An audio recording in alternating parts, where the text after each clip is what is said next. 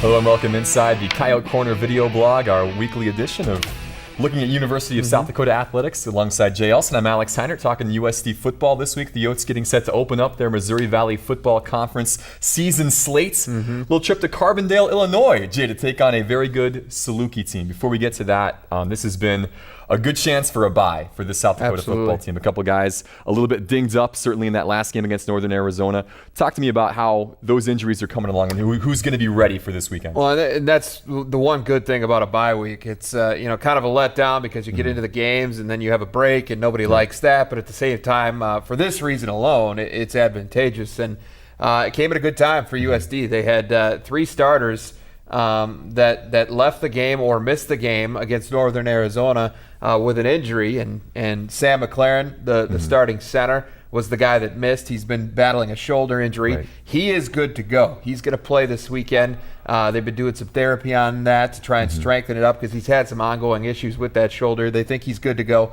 So he's going to play. That's good news. But if something were to happen again, like we've seen with him over the last couple of weeks that he's been in there, I think we've learned a little bit about what they've got behind him because Mike Heinert got his first start against Northern Arizona and did a very admirable job. And so I think that shows the kind of depth they have up front that they might not have had in the past. So I think they're going to give Sam a go, and if things go well, great. If things don't go well and maybe he needs to come out of there, I think they feel comfortable throwing Mike Heinert in based on the job he did against Northern Arizona.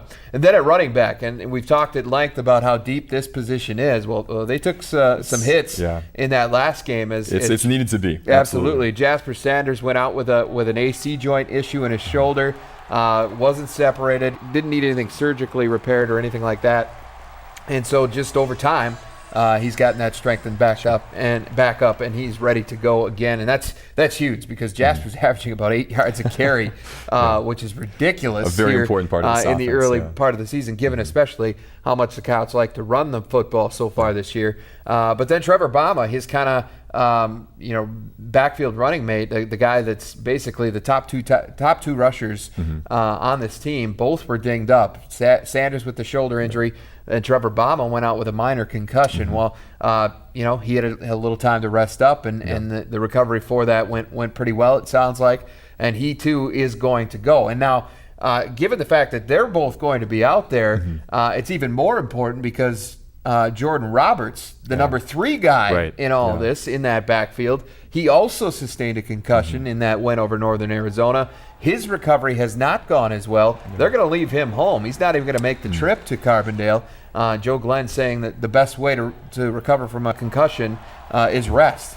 And so they're just going to put him in a situation, stay home, take it easy, and hopefully that'll speed things up for him on that end. But with him being out of the picture for at least this week, that means redshirt freshman Corey Kilgore is in line for some carries if needed. He got a little work at Oregon, hasn't been used as much in the running game since then, has done some special teams things, but he'll be in line for some carries if and when he's called upon on Saturday. So that's good news that they've got yet another body that they can throw in there and be serviceable from that position. That's pretty good news, though, the fact that most of those guys we've been hearing about are going to be healthy, at least for this matchup, because this is a huge game to start the conference season with. Again, all these games are huge. 8 teams in the Valley are ranked right now, which is a little bit ridiculous. But Southern Illinois, 15, 16, depending on which poll you look at. What does this Saluki team bring to the table? They're dangerous, and this is a program that's got some history, that has some tradition, but has been off of it for the last couple of years. And it looks to be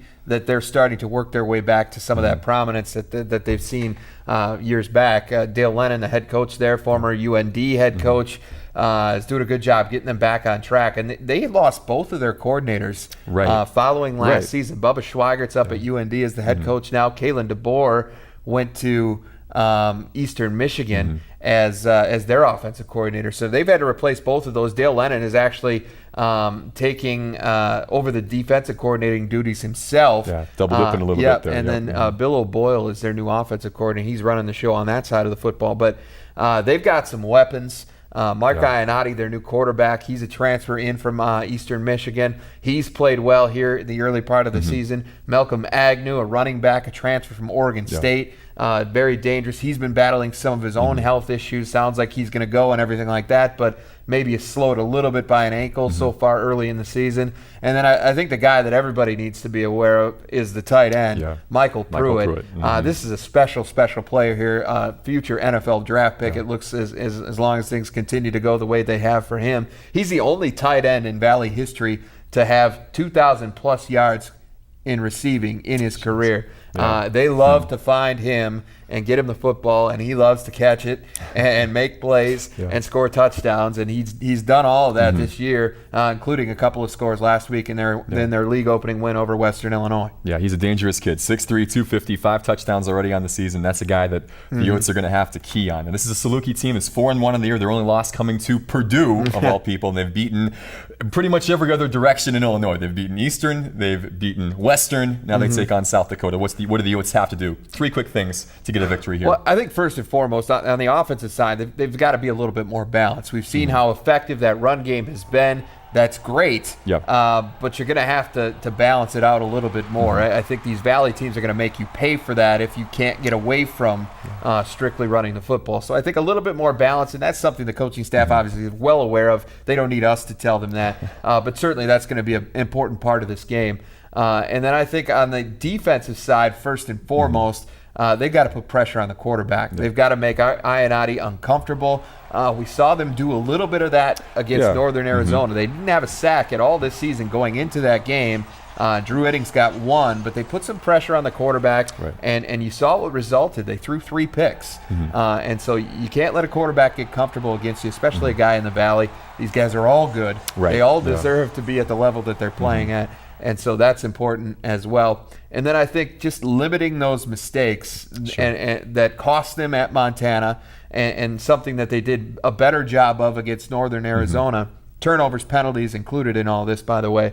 You can't afford those in the Valley. I mean, these teams will make you pay, and so that's a huge thing. Got to protect the football. Got to be smart. Between the ears, you just have to make the right decisions, and that means don't hit guys after the whistle, things like that. Personal fouls have hurt the Coyotes a little bit over the last couple of weeks. So those things are important, especially given that you're on the road in the Valley. It's your league opener, and you have not been traditionally, over the last couple of years, real successful on the road. You can't put yourself in a hole. And so that's something the Coyotes are going to be looking to avoid on Saturday. Yeah, well, a big game to start the conference season. You will be there in Carbondale, which will be great. Again, follow Jay at Elsen MidcoSN on Twitter for live updates. Should be a lot of fun. Again, you and I, the week following at the Dome. Absolutely. We just get going, and it gets stuff real quick for the Coyotes. Hey, for Jay, I'm Alex. Thanks for watching.